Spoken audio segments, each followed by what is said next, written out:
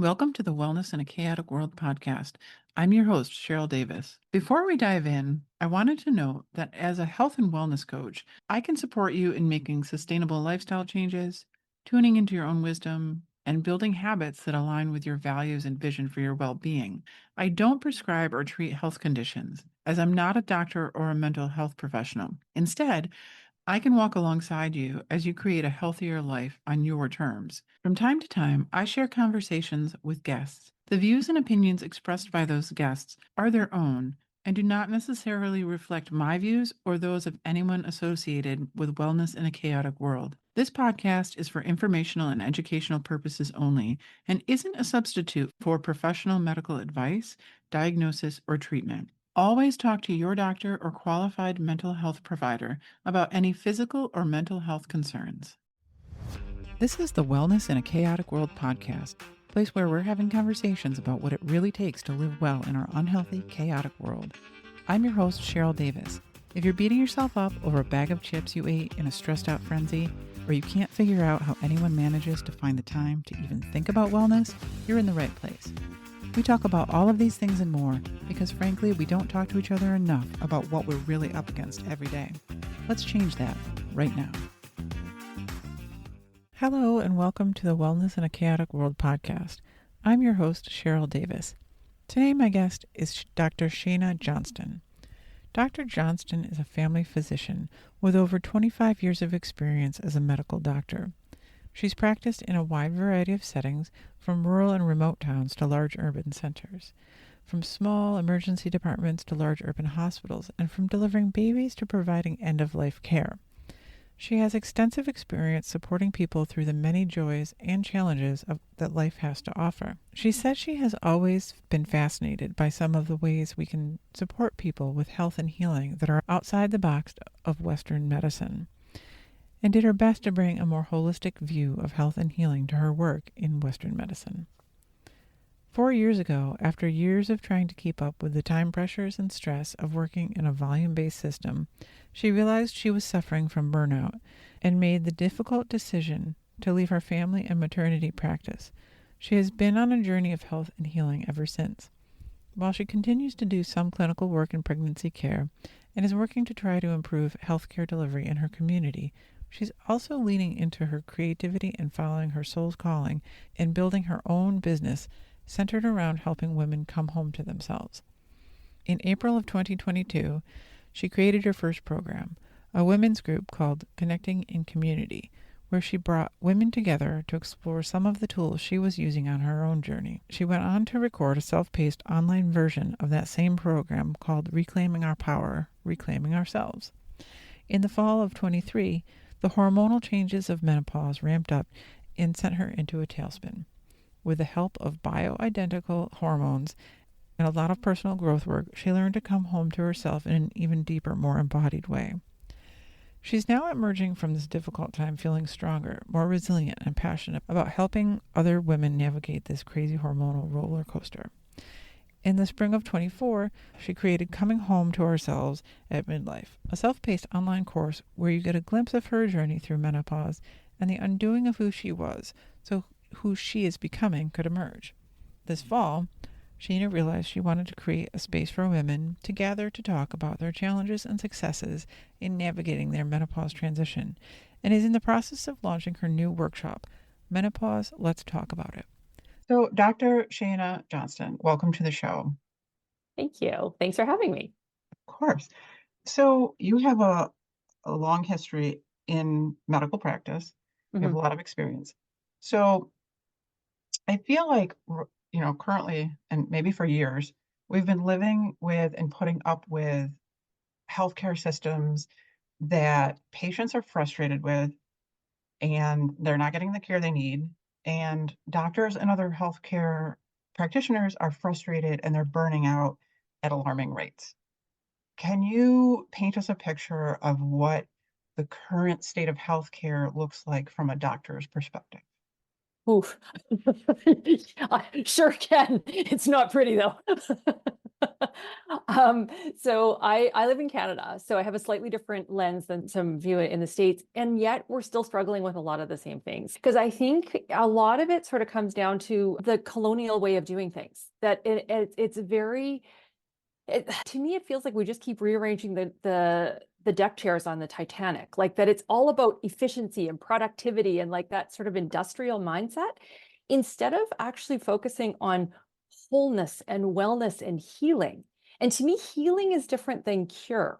Like healing is an internal process. Healing is something that actually comes from the inside out. And it's and that it's actually if and our healthcare system, unfortunately, does not support healing in a lot of ways.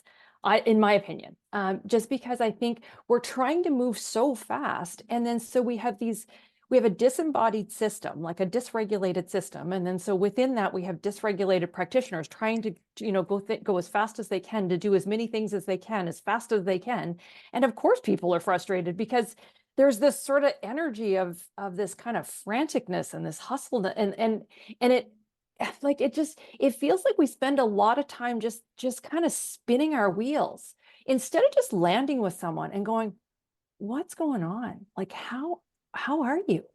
Like what's happening underneath that? And really trying to get at what's the energy of, like, where are you out of alignment? Where are you feeling dis-ease in your body, mind, spirit? And can we move to that and kind of try to sense into that and feel what's going on there? And instead, it's all about tests and procedures and medicines and like taking a drug to fit. And because it's a very mechanical model, it's like the thing is there's a broken part of the machine, and you need to go in and fix the broken part of the machine with drugs or surgery, or do a test, like a diagnostic test, to figure out which part of the machine is broken and go in and fix it. But we are whole organic beings. We're not machines, and we have a body, mind, and spirit, and those need to all be tended to. And I think we get just so much out of alignment that it's so easy it's not healing. It's disease management rather than a healing process. Yeah. And so you have a personal story of burnout. Mm-hmm. Would you tell us about that? Sure. Yeah. So I've been in practice for 26 and a half years. And I did my best to try to keep up in the hustle culture and the busyness, and like, because it's like I was working in a fee for service system. So it's like literally like I had this big overhead I had to still cover.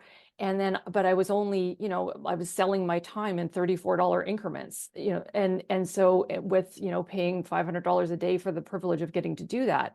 And so it was very challenging. I feel this healer inside of me. I want to land with people. I want to be with people and help facilitate that healing process. And there was this constant disconnect inside of me between what my heart was calling me to do and what the system was needing me to do. And then just like the amount of like just the tests and that, like just tons of unpaid work in terms of like just going over all the tests that I have to order and order, like just like all of this, there's lots of administrative stuff in the forms and everything else.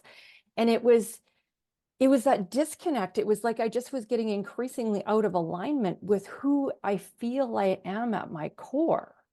And so it was just, I was moving at a pace that was way faster than my nervous system was designed to move, and doing things that, within that, I still was doing the things that I want. Because if someone had something really big going on, I just stopped, and I would just land with the person, and I was like, okay, you know what? You're hurting and you need my help right now. And I would land with them. And I get teary over that because that's me being me. That's like, I am so here for you.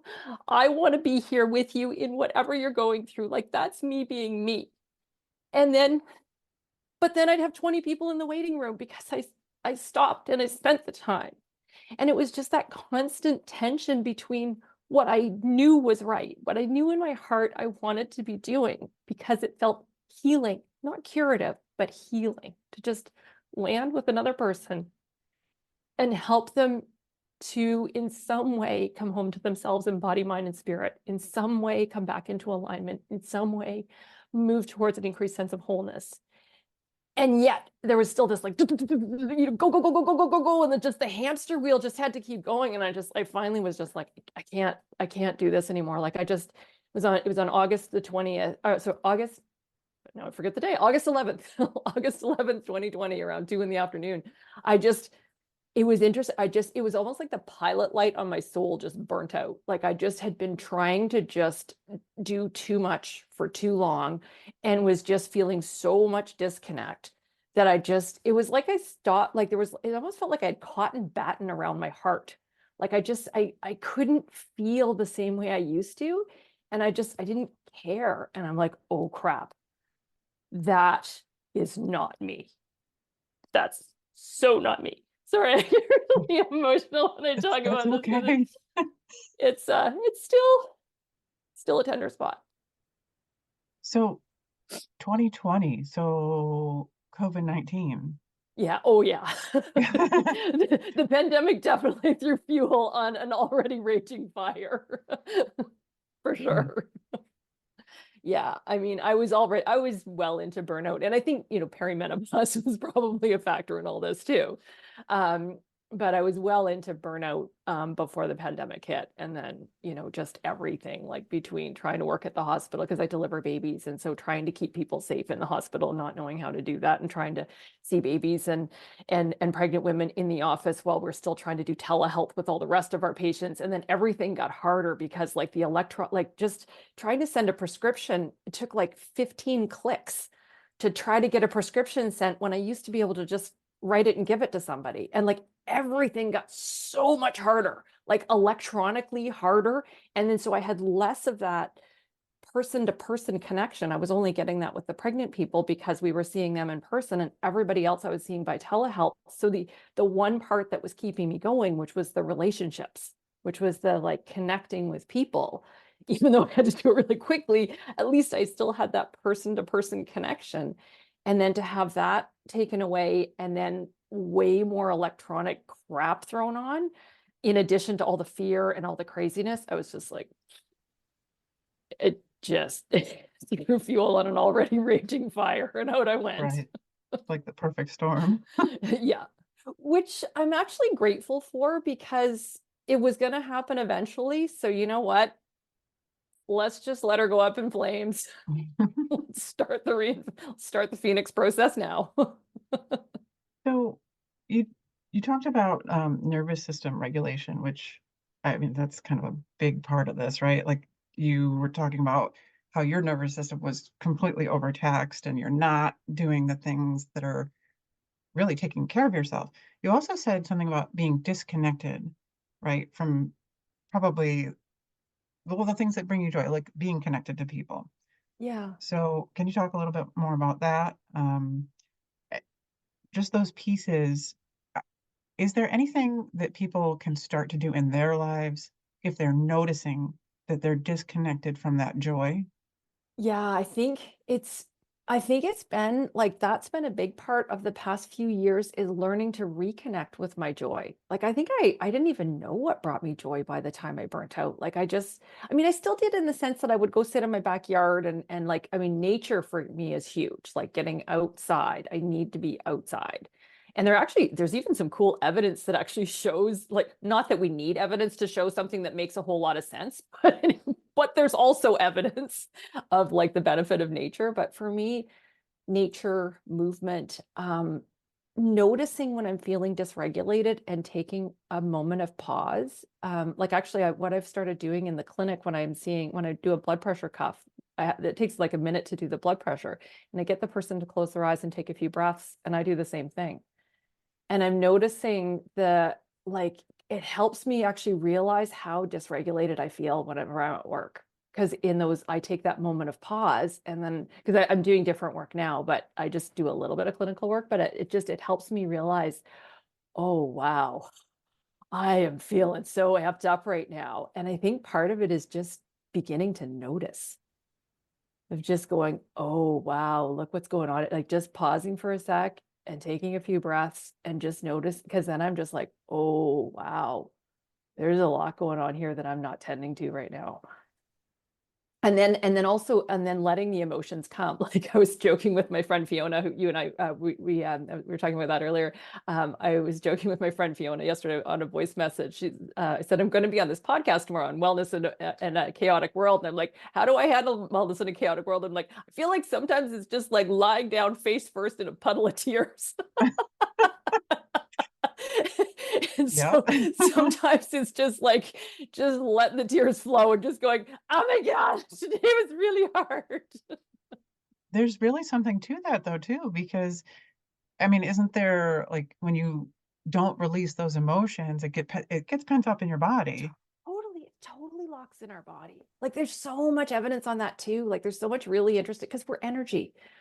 We are energy. And then I think I love that I was introduced to this concept of that disease is actually dis-ease. It's like energy trapped somewhere in our bodies. And it's when we don't let it flow, we don't process it. And we've got this culture where we're cut off from the neck down. It's like, do not feel what is below your neck. Well, first of all, because it's scary because we've all been taught to repress it for our entire lives. But yeah, it's actually landing down in our bodies and beginning to feel some of what's there and letting it release and letting it flow. And for me, it's my tears. Like I have Kleenex box in like every room of my house. Like I cry so much. But it helps me come home to myself. It helps me come back to me and just like, and it helps me release that energy and just like, okay, today was really hard. And then I let it wash away in a tears as I'm lying face first on my bed. So that, I mean, when you first started noticing the dysregulation and the burnout, I mean, that must have been very difficult to come to grips with too. Mhm. Like, and noticing it being the first step, like, how do we go from that moment of noticing it to then, like, practically speaking, taking care of ourselves and, taking things off our plate when we're stuck in that hustle culture? Yeah, and I think it comes down to it's really coming down to choices. And I think for me, actually, one of the big things was a learning surrender and trust. Because when I did burn out, I at that time I was the sole income earner for our family.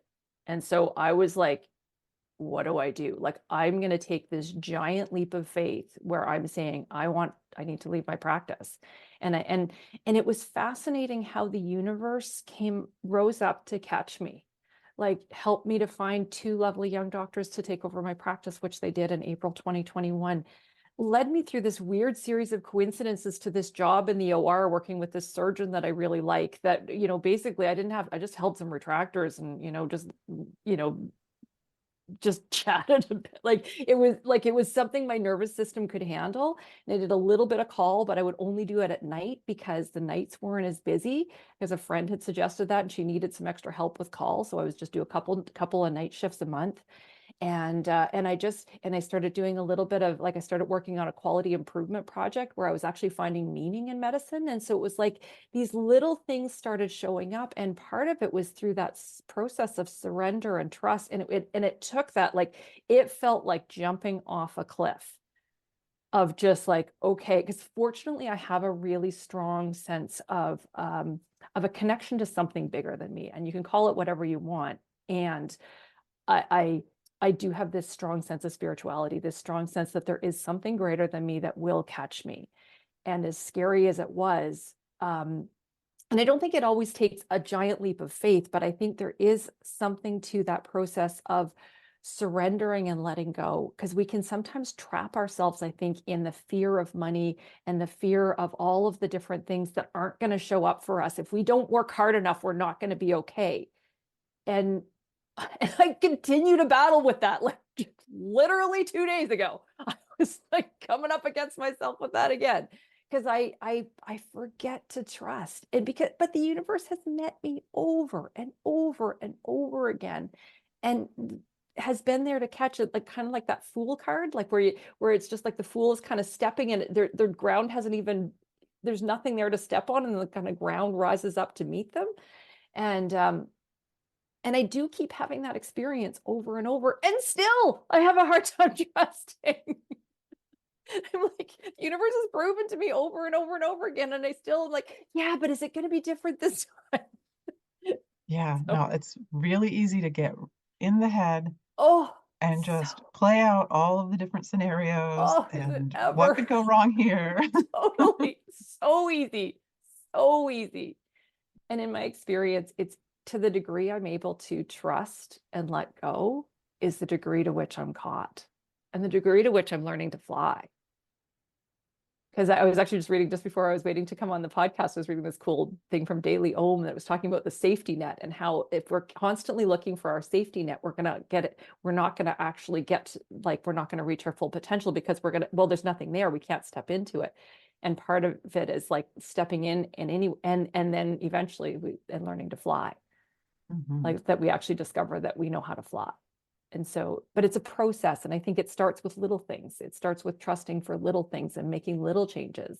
And I think one of the other things too is that we try, like sometimes trying to make a massive shift is just like our egos are like, no, no, not going to happen. Like for some people, you hit a breaking point, you got to just do something. And I think for other people, it's really about those 1 degree shifts. It's really just Mhm. like, what's one little thing I can do and do it consistently? And just like, how can I carve out an hour for myself every Saturday morning? That's just for me, that I go out for a walk or I do this or whatever. Like that, just start with a small period of time that you're like, okay, this I block, this time is for me to come home to myself, for me to look after me, for me to do something that brings me joy, to create, to do something that feels in alignment with my soul, and starting out with something small and then letting that grow. Yeah, I find that it's a little bit of both for me. Totally. Yeah. Yeah. Yeah, tell Like, me. well, I mean, so in my health journey, like I've had like symptoms that brought me like to points where I just was so frustrated and I didn't know what to do, and I had to um, do an elimination diet and just figure these things out, and that meant changing things drastically, basically overnight. I mean, it took a little bit to like give up cheese, right? When I discovered that it was like related to that, but at that point, it's like your body's going to hurt if you do X. You have to stop. So it's like those drastic things happen, but then it's like the meditation, knowing that it has to happen, not necessarily every day, but it's got to be there somewhat consistently or something to go back to when I Yeah, notice that I'm dysregulated. definitely. Totally agree on both those counts. Yeah. Yeah. And I think it's just constantly coming back. It's just, and we're never going to get it perfect. And I think it's just keep kind of like just keep showing up for ourselves and just in whatever way we can do what we can with what we got from where we are and just keep showing up. Yeah. I don't know. I mean, a lot of people feel like it's very difficult because of the obligations Yeah. that we have in our lives. And we just kind of put ourselves on the back burner Mm-hmm. for a lot of reasons. Mm-hmm. um, I don't, there's got to be connection. So if we talk about perimenopause and menopause, there's like hormonal reasons, right? That we tend to try to be people pleasers. We try to belong to groups and to pair up. And so there's a biological component to that, right? Yeah. So I mean, is it just kind of a natural process that once we hit a certain age, we're going to be like, oh, no, it's me time? Well, it's interesting because like because yeah, you're right. Estrogen is a very sort of nurturing, like it's you we want to go out and like look after everybody kind of thing. And I think one of the gifts of perimenopause and menopause is actually that we kind of run out of fucks. Like it's just Right. like that. It's just like, but I think that's a necessary part of the transition to elderhood and to our wise women years. Because I think in our reproductive years, we're meant to be looking after our children, looking after the community, like, kind of doing all of those things. And the estrogen helps us to do that. But I think there's also a role for that for the speaking up of the decades of lived wisdom. And I think the other part though is that we also have our colonized conditioning as women, like that you will look after everyone else and you will put yourself last. That is how you were a good girl. That's what good girls do. And so I think we're fighting a lot of conditioning. And so it's kind of good when we run out of fucks to help like that with that process as well. To just that there's definitely like, and my symptoms have made it so that I don't have a choice to like, I need to look after myself because I am really hard to get along with if I don't. So it's like, I need to actually come home to myself. And in that, I'm actually finding that it's kind of inspiring other people to look after themselves. And I'm getting better at holding other people able too. Like I used to, like I've been such, I'm an oldest daughter.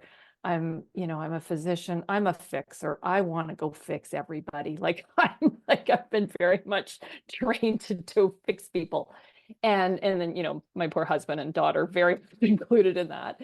And I think one of the things that I've been learning is to hold them able and to just believe in them and to go, great, and to let them do stuff and to like back off with trying to and not let everything, it doesn't, even if it's not done the way I want to do it, that's okay. Just like kind of letting go of some of my expectations, letting go of the control and like letting other people have their journeys. And so that hasn't been easy. Yeah, I think who is it? Is it Kathy Heller that says Yeah, like, they're grown ass adults, let them be. Like they can make their own exactly. decisions. Totally. Like all the stuff she's been teaching us about codependency, like it's just like, oh yeah, like that's 100%. Like definitely just try to like letting you're right, they're grown ass adults. And like, and even children, you can still hold children able to like, we don't need to be so helicoptery and doing every little thing. Like we can hold the people around us able. And that's actually a very loving, empowering thing to do. Absolutely. It's hard. It can It's be very very hard. hard because it goes against all our conditioning. Oh my goodness. So you said something on the podcast, Not Your Mother's Menopause with Dr. Fiona Lovely. Um, it really resonated with me. You said that we're cyclical beings trying to live in a linear world and it's not working. So I guess my question is, can we change that narrative of like the hustle culture for younger generations? And I feel like you might have started to address that, like saying that you can inspire others. But do you think we can change that narrative for younger generations, or is it just something that this awakening is going to come as a natural thing for all women at some point in their lives? I think both. Like I think it's part of there's something happened, like there's sort of an energy on the planet that's rising, that there's a rising feminine energy that's like, and I don't mean women, I mean feminine, that there's a rising feminine energy to balance off some of we've had an imbalanced masculine energy for a long time. And I think part of it is women and the feminine in men as well, like that feminine energy within all of us, kind of really bringing that up to try to balance, like as a collective, to try to balance things. So I think the energy is already shifting anyway, and I think as we all kind of move into that, it's going to flow even more so and gather more momentum. Because I think it's so important, because we do, like as I was saying, we are particularly as women, we are cyclical beings trying to live in a linear world. And it ends up being this very like, just it's all go, it's all like productivity, getting stuff done, go go go go go, and there isn't the rest isn't part of that. And it's like, as like normally during our monthly cycles, we have an out phase and an in phase. Like, so we have the estrogenic part of our cycle is when we're moving out, doing like, that's the more sort of outward movement kind of part of our cycle. And then the progesterone part of our cycle is actually the more inward part. And it's interesting because we see a lot of deficiencies in the estrogen part of, or sorry, the progesterone part of the cycle. And I think it's because we don't have that ability to rest, that ability to come home to ourselves. And even if you look at like the wheel of the year, I find fall very challenging because it's when I most want to slow down. My body is saying, okay, it's time. Yeah, okay, lots went on over the spring and the summer, cool, da da da. And then I really want to move in and just like kind of hunker down with a book, sit by the fire, like go out for a nice walk on a crisp fall day, like just kind of really slow down. And I find, the kids get back to school and then the projects are all just like everything's on fire in like September and October. And it's just like, oh my God, like trying to keep up with all that. And we don't honor that cycle of the year. And I think if we as a culture, we're better able to honor that cycle of the year. And I think if we as women were able to honor our natural cycles of like if we could plan our lives around doing a lot of the outward kind of connecting kind of things during the that part of our cycles where, especially if we could line ourselves up with the moon again, like as we're all disconnected from the moon. But like if we could sort of have this kind of ebb and flow, like that the tide could come in and out, I think we wouldn't feel so depleted because we wouldn't be always running, we wouldn't have our foot constantly on the gas pedal. We'd actually have a chance to slow down once in a while. Yeah. Just thinking about like work life too.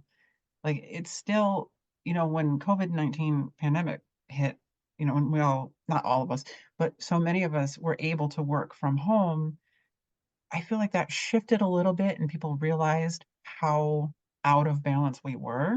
Mm-hmm. But I feel like there's pressure to go back to that now too. Totally. Very much so.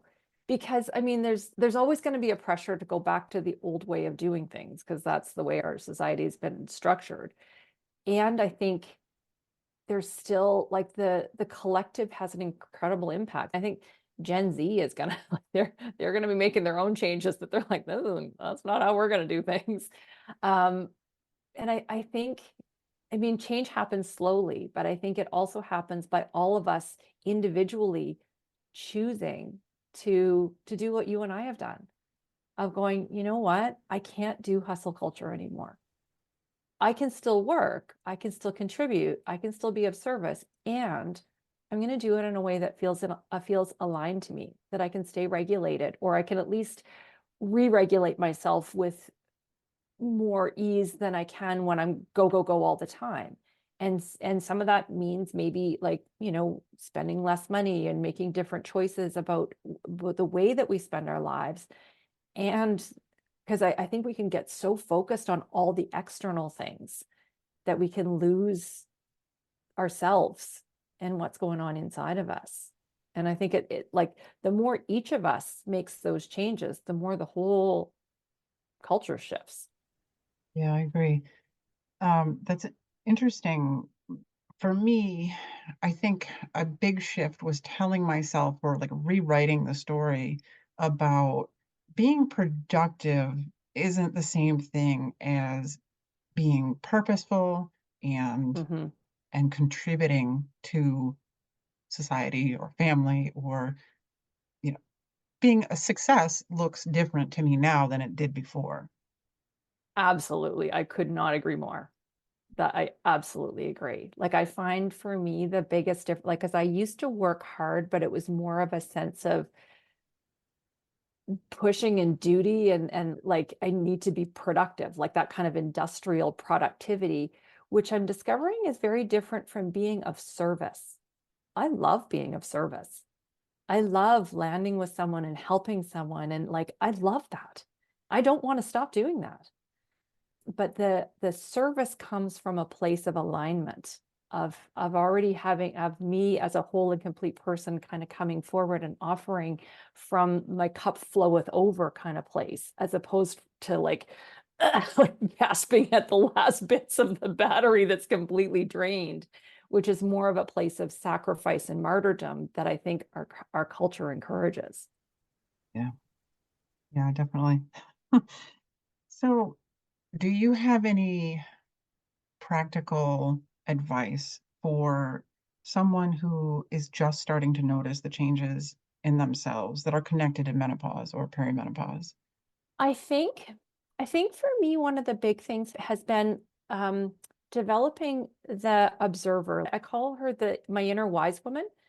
That she's sort of always with me, kind of coaching me through everything that's going on. So my poor little human is still here fumbling around on the bed in a pile of tears, trying to figure stuff out, getting dysregulated, trying to, living her conditioned patterns, doing all of the things and fumbling up all the time. And I also have my inner wise woman who's there kind of whispering in my ear, you got this, sweetie. Stop, take a breath, go out for a walk. You're okay. And sometimes I actually I joke about how like during perimenopause, my sleep started going totally sideways and I wake up at 3 a.m.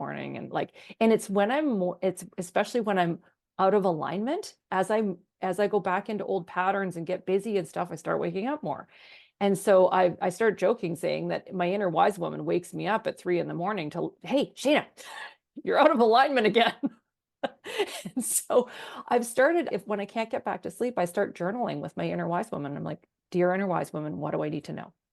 And she starts telling me it's always about slowing down, taking a breath, trusting, it's okay.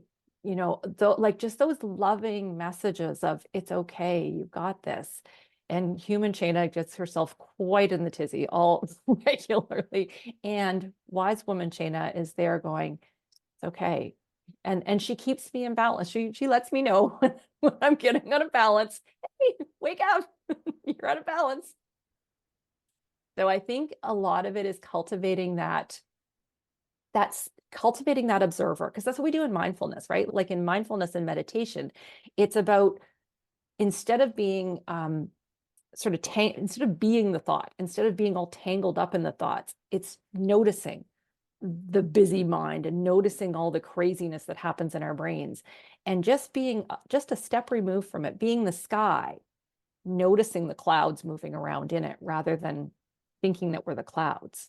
And so I think a lot of it is really cultivating that observer, that inner wise woman, that part of us that can help us, that's our own little personal assistant in guiding us through life. I like that. Yeah, it takes time though to It develop does. that. It's a practice. It's constant. And I mean, it started out for me as like a meditation practice. Like I've been meditating, pretty well every day. I probably missed a few days, but like pretty well every day since May 2019. And so I was already kind of cultivating that observer, which is probably why I noticed the burnout before I was suicidal or something, or like before things got so bad that I decided to do something drastic. Like, so I think I probably was aware of it sooner than I would have been if I hadn't had that practice. And so I think, I mean, as simple as it is, and as many people say it, even starting with, you know, not like as Kathy says, 90 seconds in the morning, just sit your butt to just take 90 seconds, or whether it's even 3 breaths when you first get up, of just stopping, taking 3 breaths and just landing in our day and in our own bodies, and then moving forward from that place and then continuing to build that practice. But it's a practice, and it does take time.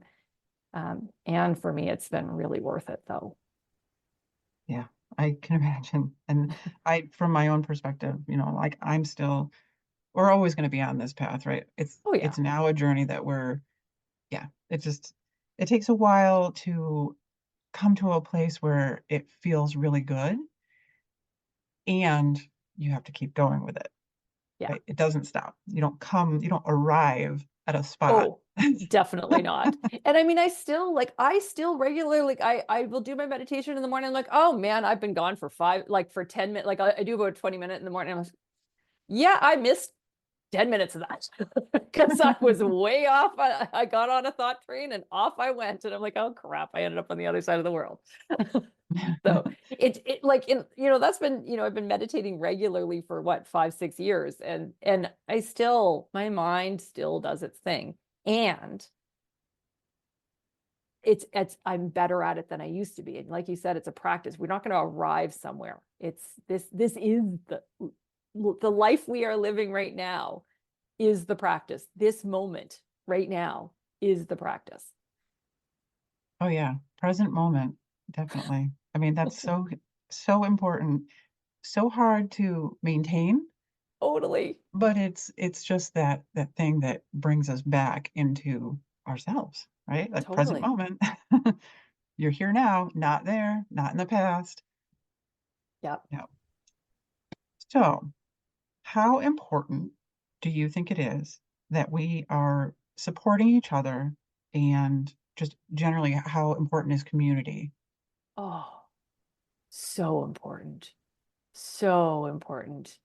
Um, I think like for all of us, and especially as women, I think because like, we think back to like, historically we would have been picking the berries together and doing the laundry together down at the stream. And I think that's been one of the things with COVID is we kind of all like we already were living kind of these segregated lives. And then it's like we got even more segregated in some ways. But then at the same time, we also connected in all these new ways. Like I never would have met you otherwise. Like, right? Like, so but I think community is so important because like, well, as Kathy teaches us, it influences the radio station that we're tuned into. It influences our vibration. And so we are going to be a similar vibration to the 5 people that we spend the most time with. And so the people of consciously choosing our community and who we choose to spend time with, I think is so important of being around the people that help us to feel recharged, that we feel either supported or energized, or that we had to get to have fun with, or like that there's some way that we feel a rejuvenation or a restoration or a filling up in some way. And spending less time with the people that feel like our batteries are being drained, that it feels like we're some way being depleted, because we are energy, and we are influenced by those around us. And when we are in supportive community, it's so beautiful. Like the supportive communities that I've gotten involved in this journey, it's like, oh, so lovely. Like, because it helps, like the rising tide raises all ships. Like I feel so much better by being surrounded by all these incredible people. Yeah, I agree. I feel the same way.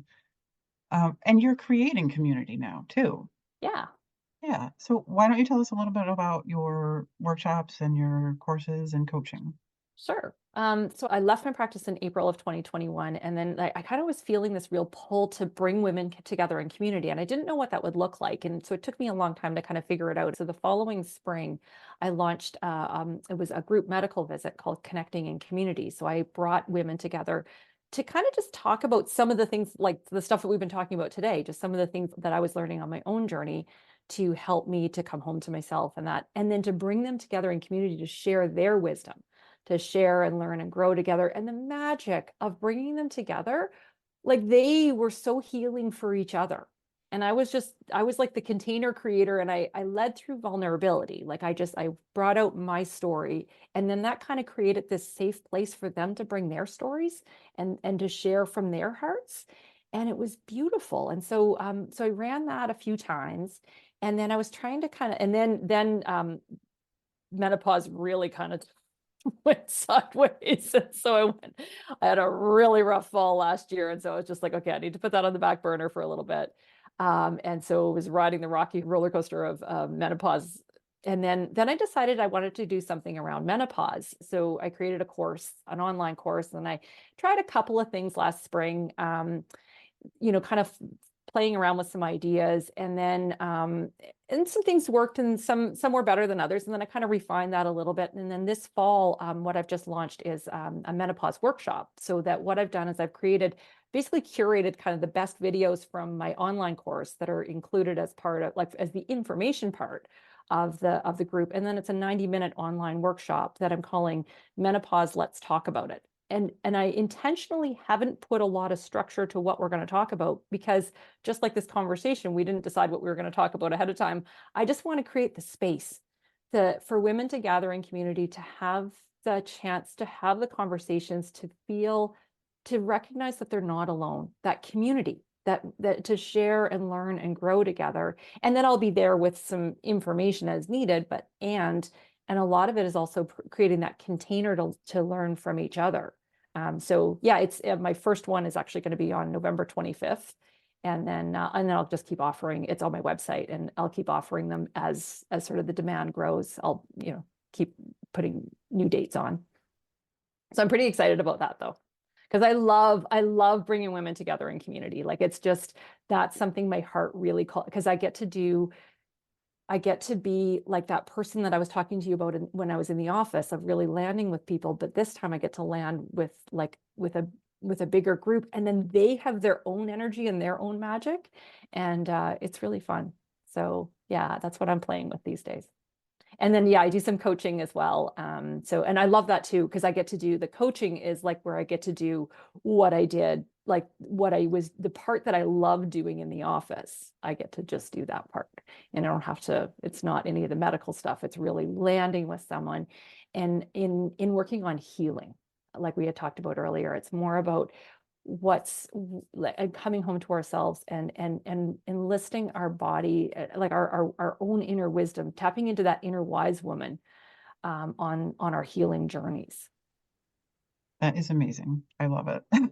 Thanks. It's really exciting that you're offering that kind of thing. You don't see a lot of that, and it's really, really necessary. Um, so people can connect with you socially too, like Instagram. Yep. So I'm just learning how to use social media.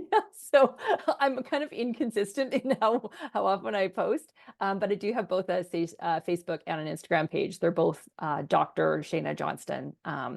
So like DrShana Johnston. And then yeah, so people can certainly connect with me on Facebook or Instagram. There's also my website is drshanahjohnston.com. So again, it's DrShanaJohnston.com. And it's there's a contact button at the top or on the newsletter page. You can send me something that way. And on my website, you can also just see all the different things I have to offer. I gave a talk at the Infinite Possibilities Conference. That's on there. And there's some other, the podcast episode with Fiona is on there. And there's a bunch of free content. There's the courses, there's coaching, there's how to join my groups. There's all kinds of stuff. Very exciting. Yeah. Thank you so much for being here. I had a great time talking with you. It was a fantastic conversation. Thank you, Cheryl. Thank you for inviting me. This was really fun.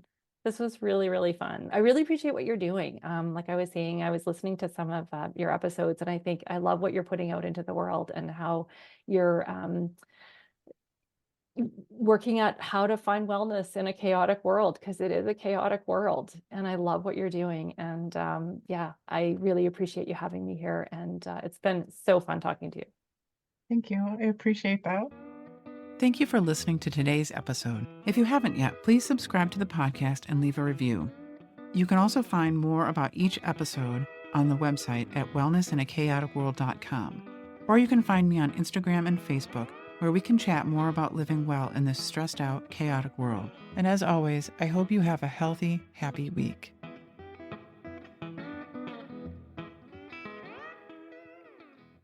If today's episode resonated with you, our private Facebook group is a great place to dive deeper, ask questions, and share wins with people who understand. It's free, it's private, and you can join by clicking the link in the episode description. I hope to see you there.